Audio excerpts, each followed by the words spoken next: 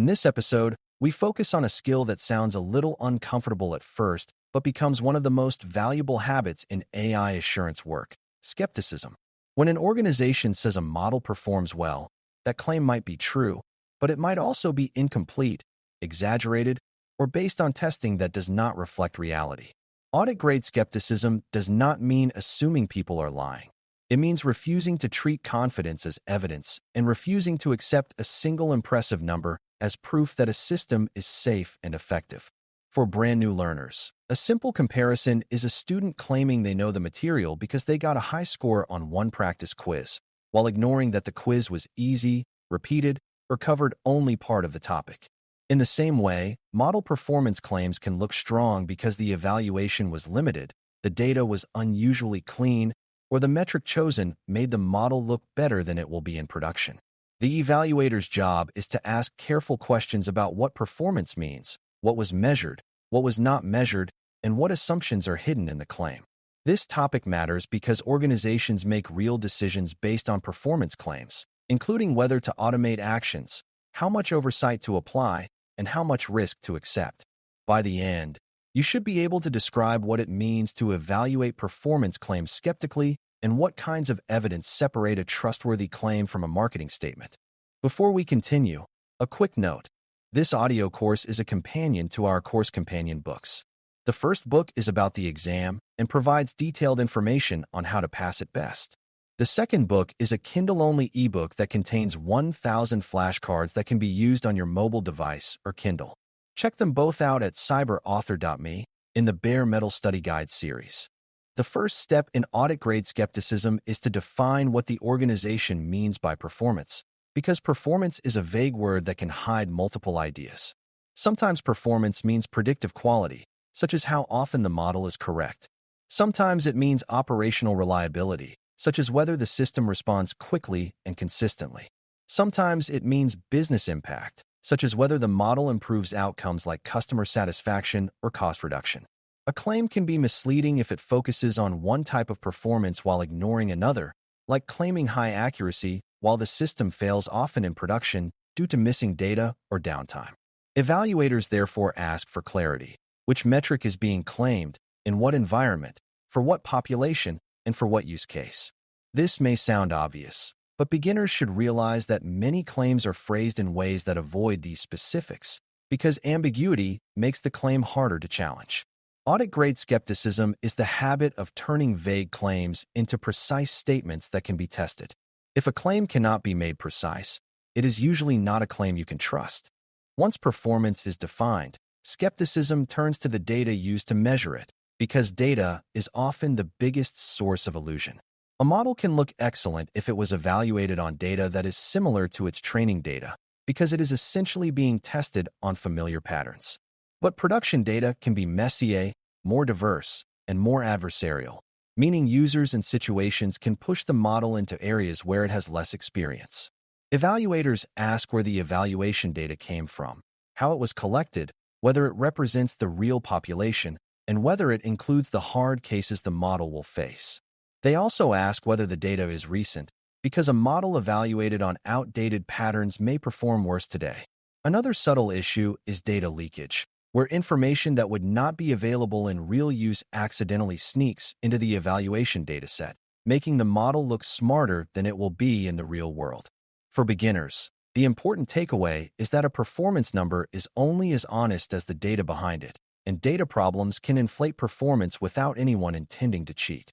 Skepticism also examines how the evaluation was conducted, because the method can make performance look better or worse. A common trick, sometimes accidental, is choosing a test setup that resembles training too closely, which reduces the chance of surprising cases. Another issue is whether the evaluation was done once or repeatedly, because a single evaluation can be a lucky snapshot, while repeated evaluation across different samples reveals stability. Evaluators ask about split methods, sampling methods, and whether the organization used multiple runs or multiple time windows. They also look for whether the evaluation accounts for real-world constraints, such as missing fields, noisy inputs, and changes in user behavior. If the evaluation assumes perfect inputs but production inputs are imperfect, the performance claim is misaligned with reality. For beginners, this is like practicing piano only on a perfect keyboard in a quiet room and then being surprised that you struggle on a different piano in a noisy recital hall. Method matters because it shapes whether the test reflects the environment the model will actually live in. Metric choice is another major area where audit-grade skepticism is essential because metrics can make weak models look strong. Accuracy, for example, can be misleading when one outcome is much more common than another. If 99 out of 100 cases are negative, a model that always predicts negative will have 99% accuracy while being useless for finding the rare positive cases.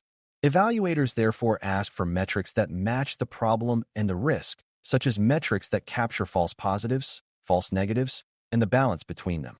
They also ask about threshold choices, because models often output scores, and the chosen cutoff point determines how many cases are flagged or acted upon. A performance claim that hides threshold settings is incomplete because moving the threshold can trade one kind of error for another. Beginners should learn to distrust single-number claims, especially when the use case involves rare events, high-impact errors, or uneven costs of mistakes. Audit-grade skepticism pushes the organization to show a full error profile, not just the most flattering statistic. Another part of skepticism is testing performance across segments, because overall averages can hide serious failures for specific groups or scenarios. A model might perform well for the majority, but poorly for a minority group. And if that minority group is protected or particularly impacted, the risk is severe. Evaluators ask whether performance was measured across relevant segments, such as different regions, different customer types, different languages, or different operational contexts. They also ask whether the segments were defined thoughtfully, because if segmentation avoids the hardest groups, it can create a false sense of fairness and robustness. Segment testing is also important for safety, because certain edge conditions, like unusual input formats or extreme values, can cause model behavior to break. For beginners, imagine a car that drives perfectly on flat roads but becomes unstable on hills. Average performance might look fine, but the risk appears in the specific context that matters. Audit-grade skepticism demands evidence that performance is acceptable where it needs to be acceptable, not just on average. Audit-grade skepticism also pays close attention to the difference between offline evaluation and real-world impact.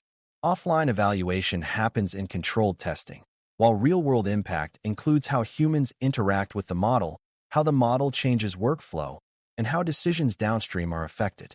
A model might improve a predictive metric but worsen business outcomes because it increases workload, creates delays, or triggers unnecessary escalations.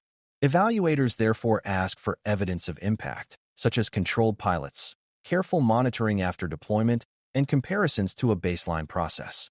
They also ask whether the organization measured unintended consequences, like increased complaints or reduced trust, because those outcomes are often not captured by predictive metrics.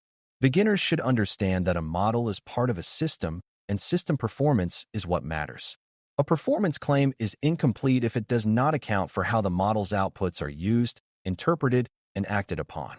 Another area where skepticism matters is robustness, which is the model's ability to keep performing when inputs change, when data is noisy, or when users behave unexpectedly. Some models look great when conditions are stable, but collapse when faced with new patterns, which is common when the environment changes or when attackers adapt.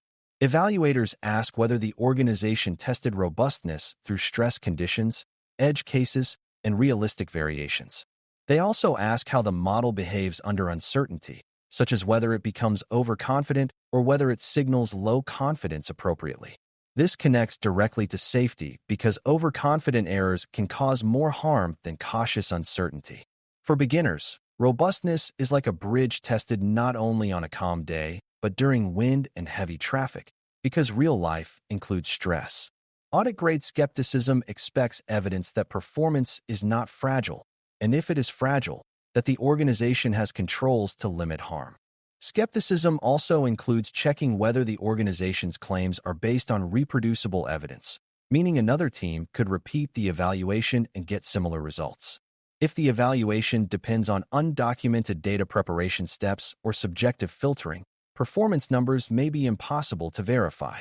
Auditors look for documentation of datasets, pre-processing, model versions, and evaluation procedures, because this documentation is what makes claims testable.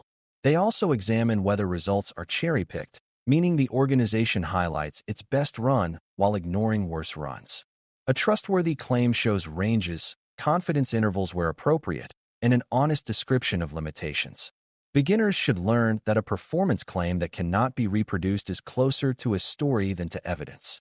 Audit-grade skepticism is the habit of asking, can we verify this claim with the information provided, and if not, what is missing? A common misconception is that skepticism is negative or hostile, but in reality, it is a form of protection for both the organization and the people affected by model decisions. When skepticism reveals weaknesses early, the organization can add safeguards, adjust scope, and avoid embarrassing or harmful incidents.